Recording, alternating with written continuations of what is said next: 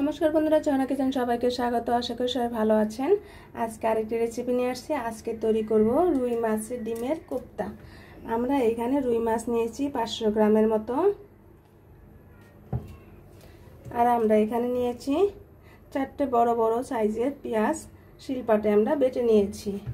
আর আমরা এখানে নিয়েছি বড় বড় সাইজের 3টি পেঁয়াজ কুচি করে নিয়েছি। আর 1 চা চামচ পরিমাণের মতো আদা এবং রসুন শিলপাটা বেটে নিয়েছি। আর আমরা এখানে নিয়েছি 1 চা চামচ পরিমাণের মতো জিরা এবং বড় সাইজের একটি তেজপাতা তেলে শিলপাটায় বেটে নিয়েছি। আর আমরা এখানে নিয়েছি 4 চা চামচ পরিমাণের মতো বেসন, বড় সাইজের একটি টমেটো কিউব করে নিয়েছি। আর এখানে নিয়েছি 1 চা চামচ পরিমাণের মতো করে হলুদ গুঁড়ো, ধনিয়ার গুঁড়ো এবং লঙ্কার গুঁড়ো। এখানে 4 থেকে 5টি কাঁচা লঙ্কা কুচি করে নিয়েছি। মাত্র 2টি এলাচ আমরা শিলপাটায় থেতো করে নিয়েছি। আর দুই টুকরো দারচিনি নিয়েছি। আর গোটা কয়েক জিরে। আর লাগছে আমাদের প্রয়োজন মতো লবণ।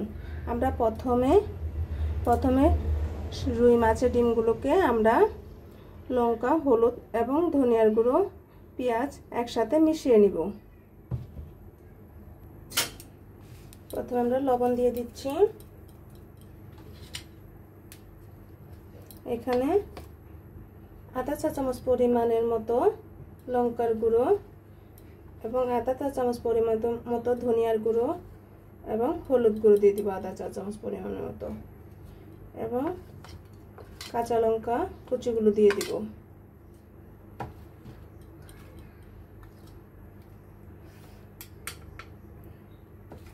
অর্ধেকের চেয়ে কম আমরা আদা রসুন বাটা দিয়ে দিব।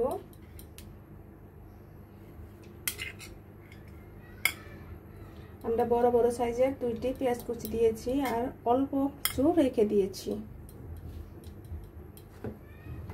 এখন বেসন দিয়ে দিব এর মাঝে। প্লিজ বন্ধুরা, এখনো যারা সাবস্ক্রাইব করেননি তারা একটি সাবস্ক্রাইব করে দিবেন এবং একটি লাইক করে দিবেন। আপনারা আমার পাশে থাকবেন। নতুন নতুন রেসিপি নিয়ে আপনাদের সামনে হাজির হব। এখন একসাথে সবটি উপকরণ ভালোভাবে মেখে নিতে হবে। আমরা মাছের ডিমগুলো ভালোভাবে একসাথে মেখে নিয়েছি। এখন আমরা কোপ্তা আকারের তেলে ভেজে নিব। আমাদের কড়াইটা গরম হয়ে গিয়েছে। আমরা কড়াইতে তেল দিয়ে দিয়েছি। এখন এভাবে কোপ্তা আকারে গোল গোল করে দিয়ে দিব। একে একে এভাবে সব কয়টি বোড়া দিয়ে দিব। আমরা একে একে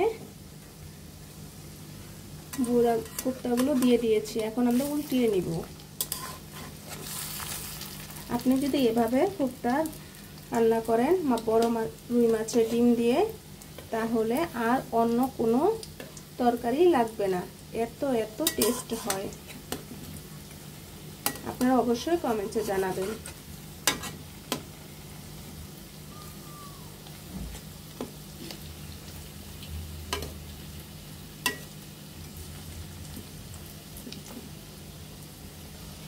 চুলার আঁচটা মিডিয়াম টু লোতে রেখে ভেজে নিতে হবে, তা না হলে মাছের ডিমগুলো ভিতরে কাঁচা হয়ে যাবে।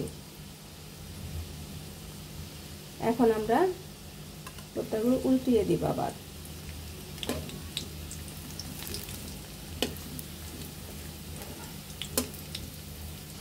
আমাদের কোপ্তাগুলো হয়ে গিয়েছে। এখন আমরা নামিয়ে নিব।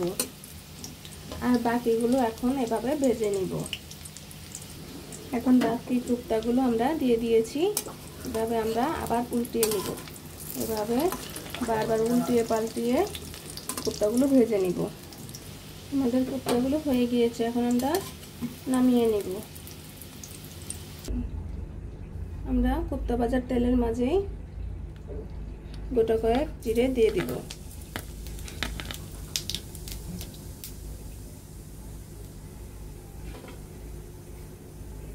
এখন পেস্ট কুচিগুলো দিয়ে দিব।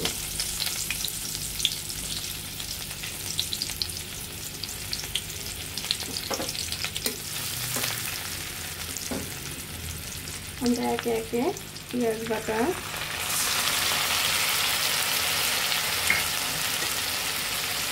আদা রসুন বাটা এখানে,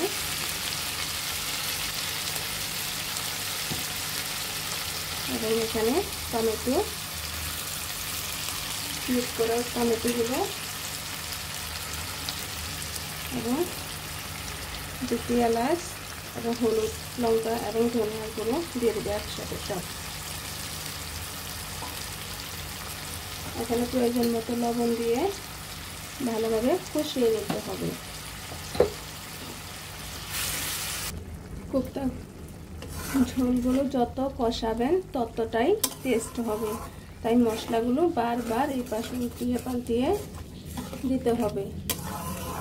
আদা রসুনের কাঁচা ফ্লেভারটা চলে যাবে এবং ভাজা ভাজা হওয়ার আগ পর্যন্ত এভাবে কষাতেই থাকতে হবে।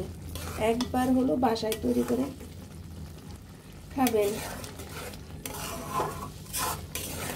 অবশ্যই কমেন্টস করতে কিন্তু ভুলে যেন না। দেখেন বন্ধুরা, আমাদের মশলাটা কষানো হয়ে গিয়েছে, উপরে তেল ভেসে গেছে। এখন আমরা ভেজে রাখা কোপ্তাগুলো দিয়ে দিব এর মাঝে। এখন একটু ভালোভাবে একসাথে আবার কষিয়ে নিতে হবে।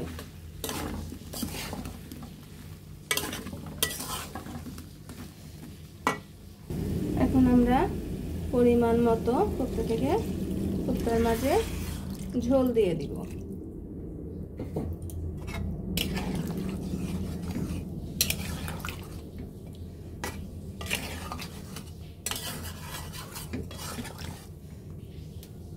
আমরা আর অল্প একটু জল দিয়ে দিব। আমাদের কোপ্তাগুলো তে ঝোল দেওয়া হয়ে গিয়েছে। এখন আমরা বলক আসার জন্য অপেক্ষা করব। আমাদের কোপ্তাগুলোতে বলক চলে আসছে।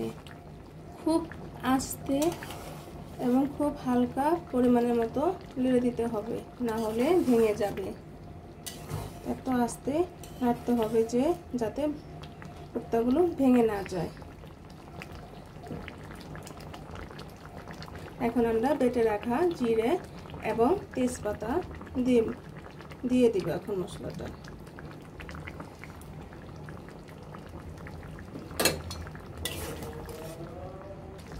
এখন আমরা উপর দিয়ে কাঁচা লঙ্কা ছড়িয়ে দিব। আমাদের কোপ্তা ঠিক হয়ে গিয়েছে, আমরা এখন নামিয়ে নিব। নামিয়ে নেওয়ার আগে ঠিক 1 চিমটে পরিমাণের মতো একটু চিনি দিয়ে দিবেন, তাহলে টেস্টটা একটু বেড়ে যায়।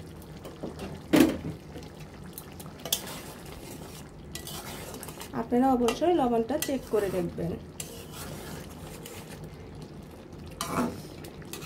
এক থালা ভাত অনায়াসেই খাওয়া হয়ে যাবে।